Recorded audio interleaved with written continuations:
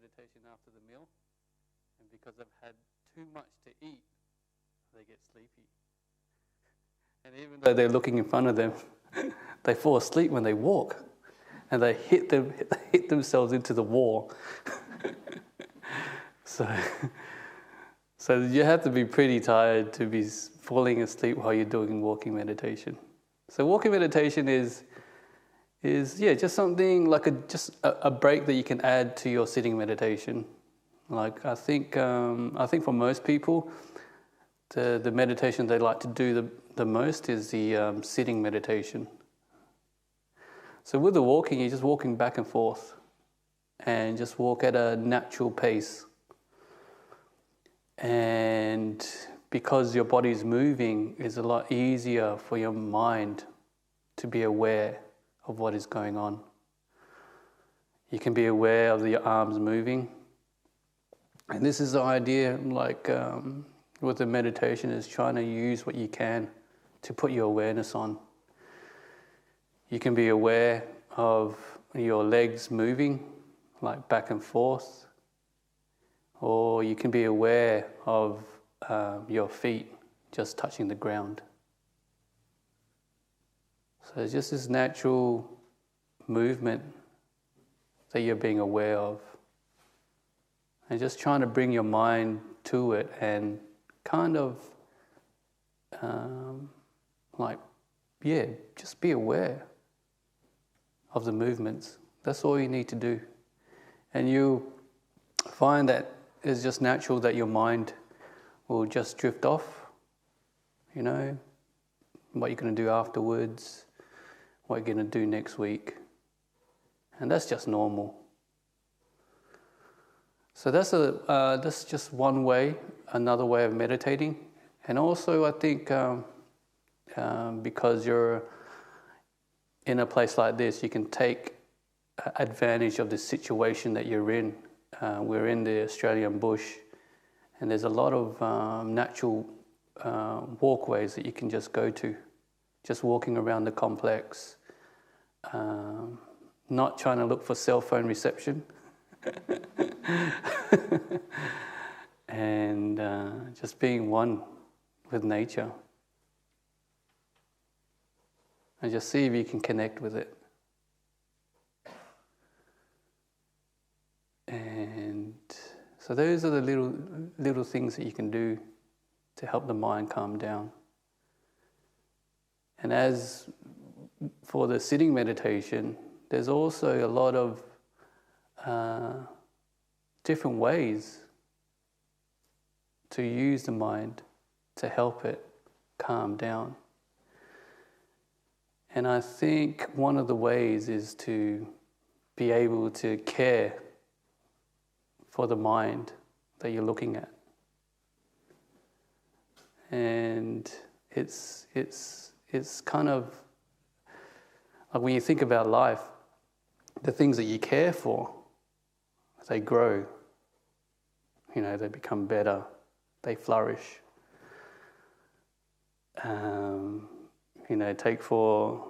Take for example, we have like a little rose garden in Kusala Hermitage, and it's giving off like heaps of blooms of different colours and all that kind of stuff. And the reason why it's giving off these blooms is because we've been taking care of the rose garden. We've been making sure that it's been watered, making sure that it's been fertilized. So this idea of care, this attitude that you have towards the meditation, can help it grow, can help it become better. And sometimes we can sort of just take examples from our lives. What things do we care for, and what kind of attitude do we have towards it? Whether you're, a parent with a child, you care for the child, and what kind of attitude and what kind of feelings do they bring up? There's always like a sense of positivity there. Whether it's your work as well, Even if it's painting or doing carpentry or cleaning the toilets or whatever. When you care for something, there's a certain mindset, a certain emotion there. And it's not negative, it's positive. And when you're doing things with a mind of care, then you do a good job or you have a good outcome. And things like I like nature because it's very slow growing in a sense. It's not something that you can make now and have 20 minutes later. It's something that you do now, and in years to come, you will reap the benefits from your efforts. And you can sort of compare that to the meditation practice. Is what you do now, you're not going to get the results in 20 minutes. It's something that you get later on, maybe 2 months, 2 weeks, or 2 years. But it's that constant watching over, that constant care, that looking after, that makes the better result. So that's one thing that we can sort of look at when we're meditating. It's not just like sitting down and it's like, this is just another sit. Because sometimes we can get like that. Because we've been meditating for so long, we kind of lose the enthusiasm, we kind of lose the motivation. And then when we sit, it's sort of like, oh yeah, it's just like a chore kind of thing. But then you just take inspiration from your own life. The times you've cared for something, the times that you've looked after something. And you can always, because you have that like in your mind, and you can bring that into the meditation practice. So this idea of like care is a good attitude that one can bring into their meditation practice. And human beings have the capability of doing that. Even though our minds are quite vast in its ability to think, feel, problem solve, and all that kind of thing, is in a sense it's quite amazing what the human mind can do. And if we just know that we have that kind of potential to allow our minds to grow, then that gives us like just a little bit of hope that things will work out if we just give it a bit of time. So just having that right attitude is quite important, actually. Having that attitude of just accepting and just understanding that everything is okay when you're sitting down. Because we're going to be faced with just different problems that arise in the mind. So you're just sitting down and just accepting whatever's happening. And then as you're meditating, you'll have these various different types of things going on in your mind. So as we're like progressing in the meditation practice, we can just try out different things. And yesterday I lightly touched on the practice of just being in the present moment, just being in the here and now. I think that's always something that the mind can bring itself back to when you're meditating. When we're sitting down and our minds may be just thinking about stuff, that's just natural. And then in a sense we sort of catch ourselves and we're like, oh, I can see myself thinking. So then because the instruction, you just bring your thoughts back to the present moment. Just feel what you can in this moment. The silence, the sensations in your body, or whatever. And understand that that's one of the ways to meditate, is to try to let go of the thoughts and just bring it back to the moment. Because sometimes that's the easier way to be in the present. The other way that we can bring our minds back into the present moment is to use the breath. And I was just thinking earlier, it's kind of like the lazy way to meditate, because we don't really need to think about anything. Sometimes when you think about, like the gratitude meditations or the body sweeping meditation or the metta meditations, those meditations are kind of active meditations where you use your thoughts to generate certain feelings, to be able to help you be more in the present moment. But sometimes as meditators we get into like a lazy mode and we don't really want to think. So one of the ways to meditate lazily is to just watch the breath, because the breath is always there. Like we're breathing right now, is coming in and out. It's like in and out, in and out. And all you got to do is slightly turn your attention onto the breath. And you're just watching it. Just go in and go out and go in and go out. And in order, so you might have the experience where you're sitting down and you're meditating and your mind cannot really focus on the breath, and you're asking, why can't I do that? Why can't I do that? And one of the reasons why you can't be present of the breath is because the mind is still busy. Yeah, there's still thoughts in the mind. There's too many thoughts in the mind. And then you may ask the question, how do I calm these thoughts down? How do I have a more quieter mind?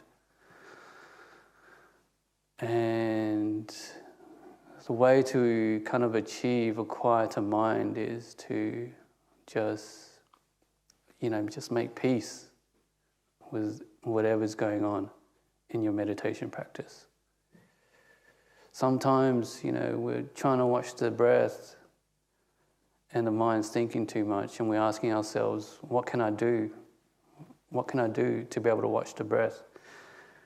Do I do like the counting method where I add numbers to the breath? You can try that, but that may not work because in the background, just the mind is just turning over too much. So instead of struggling on the breath, we can take our minds back to just making peace with whatever is happening now. And I like the idea of making peace and connected with like karma, because the idea of karma is what you give is what you get back.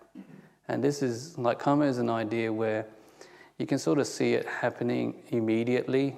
When you see somebody and you greet them nicely and genuinely, you sort of get an instant nice response. But also karma is sort of like a long-term thing as well. What you do now, you have the results later on. And it's sort of like, I think it's the same for this attitude of making peace. Because sometimes we're making peace with a mind which is all over the place, and we don't experience peace immediately. But what is happening is we're just adding the causes and the right attitudes for peace to arise. So what happens is, the more you meditate, the more you take yourself away from the world. I think this idea of just taking yourself away from the world, like coming here, you're taking yourself away. You have no job, you have no nothing. You're just here at the moment. It's like taking yourself away from the world, and then you take yourself away like from the retreat center, like with the chores that you have to do, eating breakfast, walking around, and all that kind of stuff. You just take yourself away from that, and you put yourself into the meditation position and you close your eyes and you sit. So you can see that there's a kind of letting go or putting things aside happening there. You're just throwing things away slowly by just taking yourself away from things. And then when you sit quietly with the eyes closed, because you've taken yourself away from the world, then the mind will start to settle down because it's not involved in the world anymore for the time being.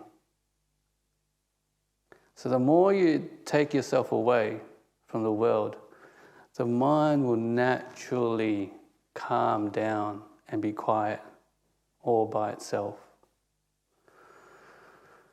It's sort of like, quiet all by itself. So what happens is when you're making peace with the mind which is all over the place, once the mind starts to calm down and starts to become quiet, then that making peace sort of arises in the silence, arises in the quietness. Because you have related to your mind in a peaceful way. When the silence comes up, you see it as a peaceful thing. Because sometimes with silence, we can add whatever we want onto it. And one of the things that I think a lot of people add to the quietness is like it's boring. It's boring. You know, that's why as human beings, we're just running from one thing to another. If you really think about it, it's like we do one thing, we get it done, and then the mind becomes quiet, like you. And then when it becomes quiet, you're like, oh, it's boring. So you got to do something else. You got to pick something up. And then you do that. You may sweep the floor. You may watch a TV show. And then it ends. And things are quiet again. And then because you've learnt how to perceive the quietness as boring, it becomes boring. You don't like it. So then you look for something else. You look for the next thing to do. Oh, it's 6 o'clock. Better cook dinner. Or something like that. So the idea of just like making peace is quite valuable when you're meditating.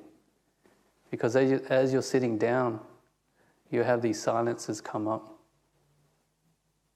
And because you're making peace, you're developing that perception of things being peaceful in your mind. So when the silences arise, instead of it being boring or arduous or unpleasant, you see the silence as being peaceful and calm.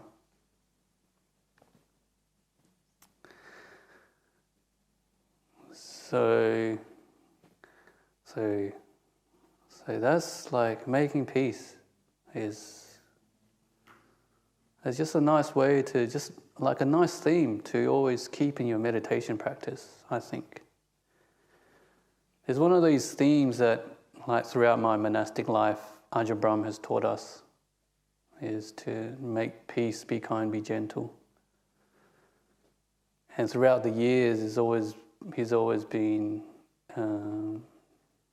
just like focusing more on the like on the virtue side of Buddhism, because he understands the virtue, the goodness, it leads to the better meditation.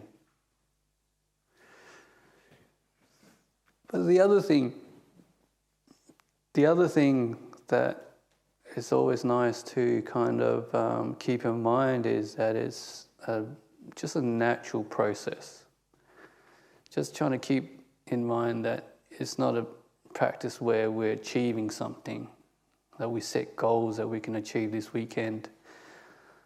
It's not a practice where we want for peace or want for stillness or want for the breath, or whether we want for insights, Sometimes we come here and we have that mind where, I've given up my weekend and I want peace. And that's all we can think about when we're meditating.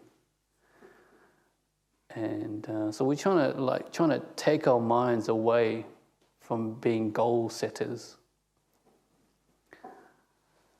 And because when we do that, it adds a more sense of ease into our practice. So in a sense, patience is important when we're doing this meditation. Just being able to just sit down and just be with things. Be with a restless mind. Be with a sleepy mind. Be with a peaceful mind. Be with the energetic mind. And just allowing things to grow naturally. Because the masters will say, it's not a path of wanting, it's a path of letting go. Even when you see yourself wanting to watch the breath, that should send off red flags. You shouldn't be thinking like that. But instead, just gently just put your mind on the breath. If it doesn't work, it doesn't work. And this idea of patience and this idea of just allowing things to happen naturally is something that I think gave myself relief in a sense when it came to this meditation practice, or gave myself a sense of relief by just being a monk. Because you become a monk, you're ordained, you have certain expectations to be a certain way with the rules that you keep and the type of meditations that you have and the way you give Dharma talks and all that kind of stuff. There's all these you come in and you think that there's these expectations that's been put on you. But then after a while, just living in Bodhinyana Monastery with the guidance of Ajahn Brahm, you start to understand it's more of a natural path without control, but just putting in the right causes and conditions for the path to grow by itself. And sometimes we can just think like that with our meditation. We are putting the causes in for meditation. And that's all we really need to do. We don't need to control anything else. The causes that we put in is we've come here on the weekend and we're giving time to quietness and meditation, being away from activity, going for bushwalks, being by yourself, and just trying to be in the moment. That's all you need to do. And just allow the path to naturally grow by itself. You hear these similes about the growth of the practice. Is they like to use looking after a plant, for example. I've heard this simile all the time. And you can't make the plant grow. You can't force it to grow into a tree overnight. But all you can do is look after it, put the causes and conditions in, and just allow it to grow naturally. And then eventually, if you put the right causes and conditions in, it will grow. But if you neglect the plant, you don't feed it, you don't water it with what it needs, then it doesn't grow. And that's in the same way with your meditation. If you don't give your meditation the right foods or the right nourishments, then it doesn't grow. And that nourishment and that food is not what you do when you sit down, but it's also what you do outside of the meditation practice. But it's nice. Sometimes you get these really nice similes of how the path works, which gives the mind a sense of ease and easiness, that the path is not too difficult to be able to have a bit of peace and stillness in your mind. And one of the similes that I really like is the Ajahn Chah simile about the mangoes on the mango tree. It makes total sense to me, and it just makes it sound so easy, this path. It's all you got to do really is just sit down and be patient and just put the right causes in, and things will happen naturally. And he was talking to his monks, and he was saying that the Buddha planted this mango orchard many, many years ago. And the fruits are the insights and the enlightenments, or the peace or the stillness that you get from this path of meditation. And he said to the monks, all you need to do is just sit under the mango tree, and the mangoes will just fall down all by themselves. You don't have to do anything. All you got to do is sit. All you got to do is put the right causes in, and then the peace will come, and then the meditation will happen. And he advised his monks not to climb up the mango tree or to shake it, because it's a Buddhist tree. If you shake the tree, the mango is not going to fall. If you pick it, the Buddha is not going to let you pick the mango. All you got to do is just sit down and just take away that wanting and craving for peace and happiness. And then just allow the meditation to happen. Like I said, like I said yesterday, these benefits, they just happen naturally. The more the mind becomes more peaceful, inclined to stillness and stuff, the benefits of clarity of mind and peace, contentment, they just arise naturally. It's just the nature of the mind, that's how it works.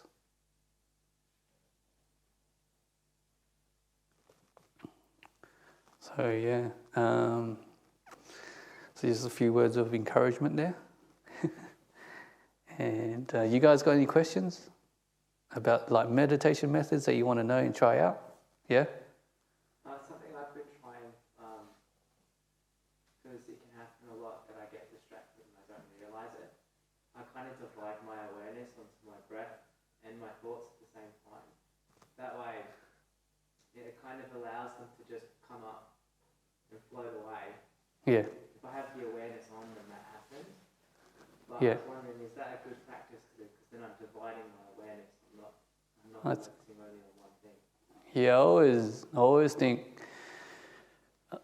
everybody has their own way to practice, and they come up with their own little tricks that they use. And if it's working, if it's leading to more peace and stillness, then yeah, why not? Kind of thing, yeah. Yeah. Yeah. I have a question. Whether there are any ways how to find the peacefulness and meditative state in a stressful, fast-paced environment when you are pushed to, there is more work than time, and you can't slow it down. I think Well, there's many different ways, I guess, but I think it's always nice to just build a foundation of meditation. I think over the years, that's what I've seen in myself, is because I've meditated for quite a while, then you have a foundation there. You have something that you can go back to because you've practiced it for so long. And even though you have a busy day doing things, you can always go back and have a sit and always find that peace and stillness quite quickly. So yeah, there's no real shortcuts, but because of your fast-paced life and all that kind of stuff, just try to put away some time. Or like I said before, like you have moments where you can just bring yourself back into the moment. Because it is true, like I've seen it in my own mind, that our minds are pretty much not very much in the moment kind of thing. Like we're busy doing stuff, and sometimes we just got to have a break from it all. And I think like a way of doing it is when you just walk, like a practical way of doing it is when you're walking from place to place. So you walk from here back to your room. You don't need to be thinking about anything. You can just try to bring your mind into the moment. I think that's just the idea of just walking from place to place is an opportunity to bring your mind into the present moment. Like from here to the toilet, or toilet back to your room, that kind of thing, yeah. But I always think we've got to try to build a foundation. Like something that we can go back to. Okay, yeah. Luch. Thanks for the talk. Yeah, I like the idea of making peace with the mind, because I feel like I'm in a battle with my mind a lot. Yeah. What would be examples like of that practically when you're sitting or walking, like whether there's something to be talking to your mind or... I always think sometimes when things get too hard in the meditation, like you said, like having battles in your mind, we need like circuit breakers in a sense. We've got to do something to uplift the mind.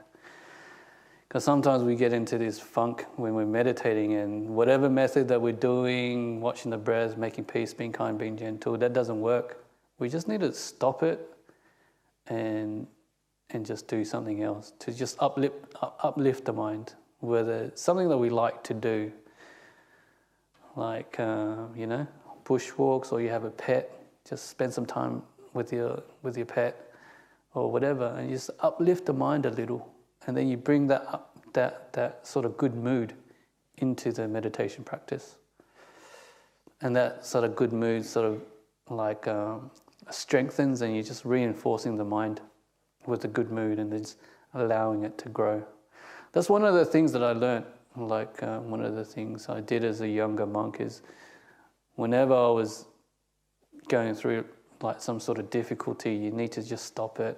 Otherwise, you just bring that negativity into your mind and it just keeps on carrying on. Yeah. So you just stop it. Make some merit. There's heaps of opportunities to make merit here. I saw a lot of weeds. You guys like pulling weeds, right?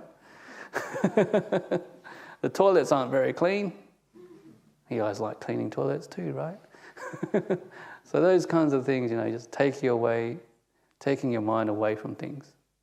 Yeah, does really help, I think. Okay. Any more questions? Any techniques of meditation you want to try out that you can ask? If not, then I'll just guide you in a... Yeah. One more question. So, with breathing meditation, in yoga, you sometimes you don't let it be as it is, but you breathe in a patterns. What are your thoughts on this? Breathing naturally. So what happens is when the mind comes down, like there's nothing going on, like your eyes are closed and nothing's going on, there's no real thoughts in the mind. Thoughts may be in the background, just whispering, not really talking loudly. And then the only thing you really see is just the movement of your breath in your body. It's like when you're sitting down with your eyes closed, you don't really feel your hands, you don't really feel your legs, you don't really feel your back. There's no like acknowledgement of that sensation happening. And the only thing that's moving is your breath. It's like when you're sitting down, your eyes are closed, the breath is moving. That's it. So when the mind is a little bit still, then you can just turn the attention onto the breath because it's right there in front of you. And there's no need to change the nature of the breath. And just leave it as it is. Because we're not trying to change too much when we're meditating. We're just trying to meditating, going in with like almost like a neutral mind. Yeah. So do you think it's not useful to practice like box breathing or like... It's always nice to play around a little bit, I think. Yeah, it just really depends on the person's character. You just want to play around with it, trying to get the mind focused and all that kind of stuff.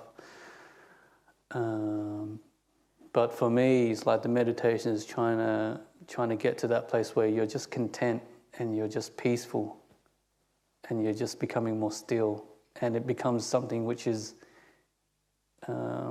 like enjoyable. Not enjoyable, but like even like a safe place to be. Yeah, or a comfortable place to be. Yeah.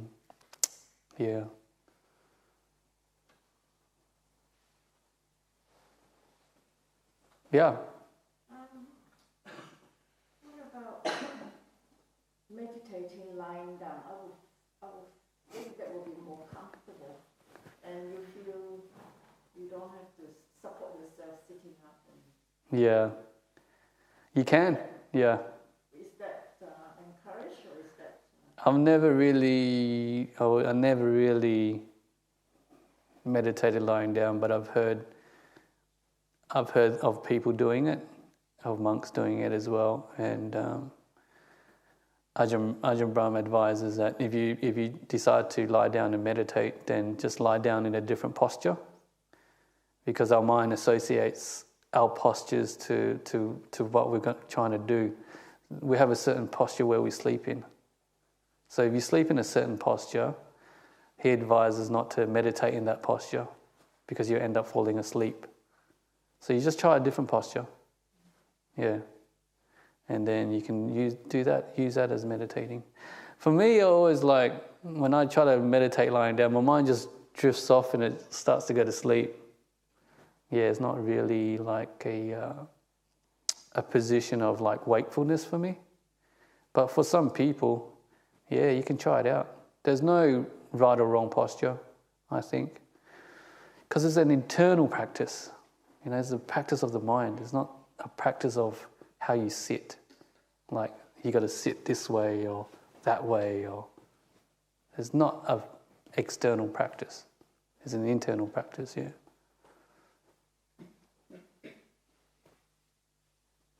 Okay. We're going to miss out on the important part, and that's the meditation. Okay.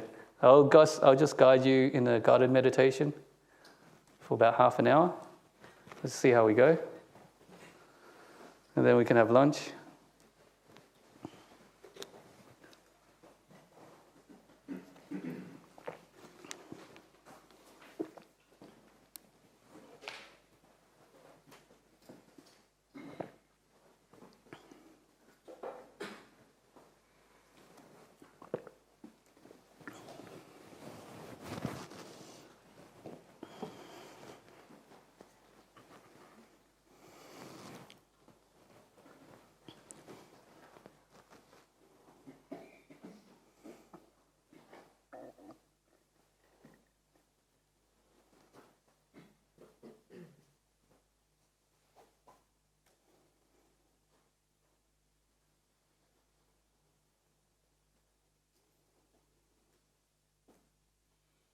So we're just getting ourselves into a comfortable position.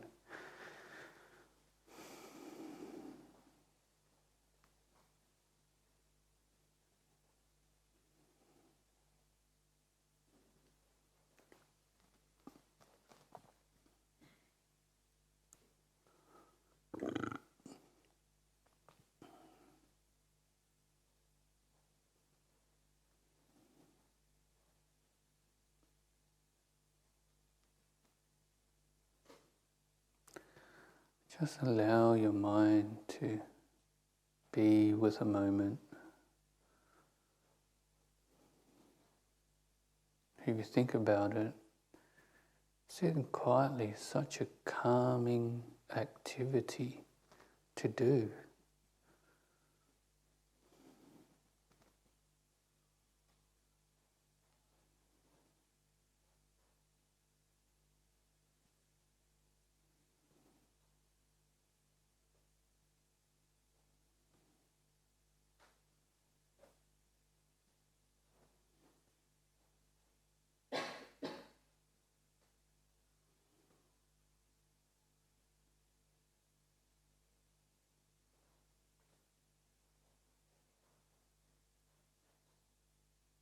So we just allow ourselves to be aware of the room that we're in.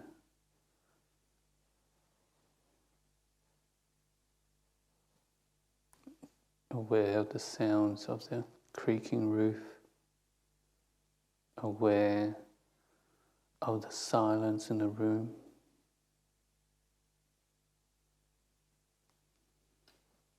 Just aware of the stillness of your body.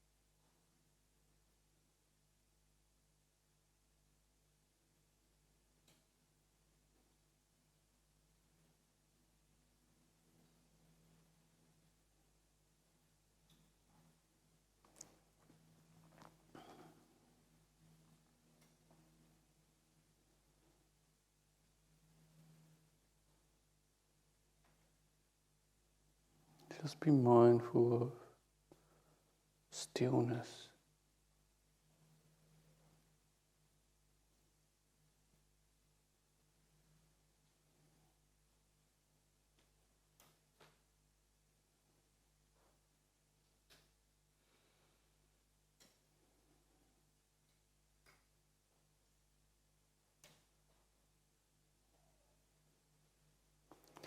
In a sense, we're exercising the muscles of stillness by just going back there time and time again. Each time you're aware of stillness, it's like doing a rep. the numbers add up, the stillness will become more noticeable.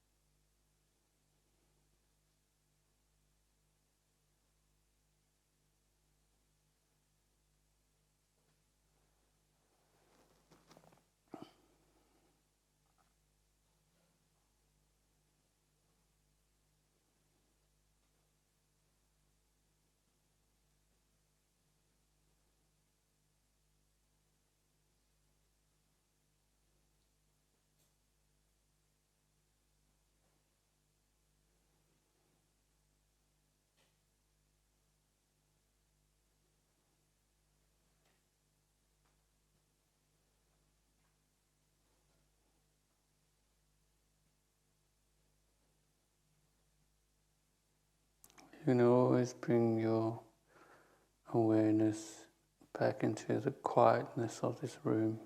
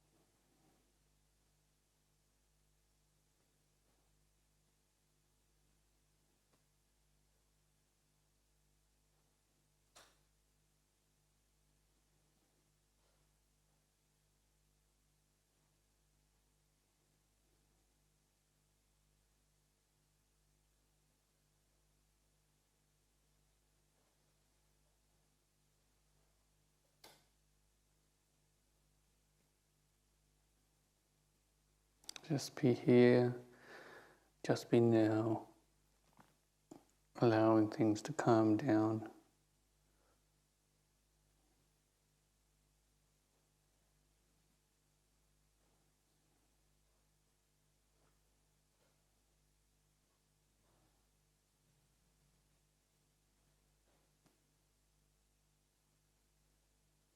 And in a sense, just be in the moment to strengthen the moment.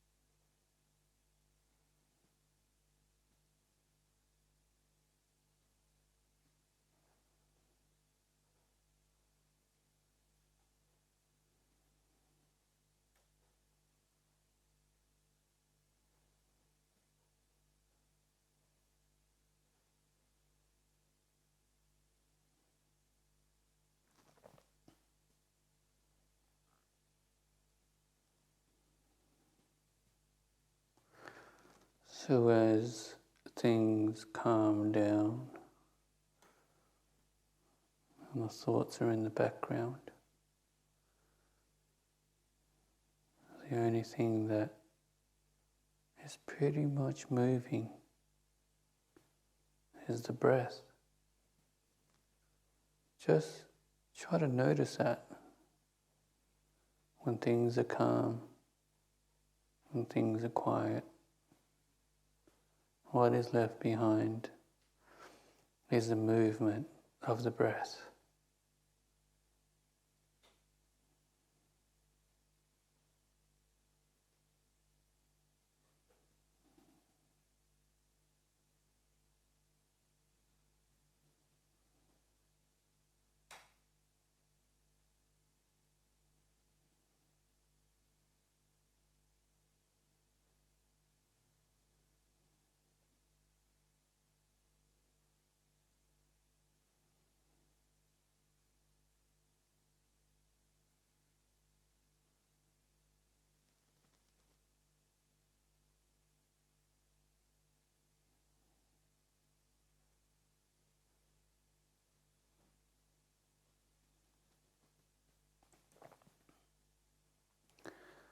Just watching the breath go in and out. Just the natural breath. Doesn't matter where you watch it.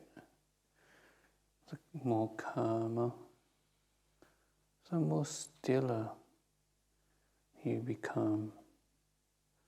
The breath becomes more clearer to see.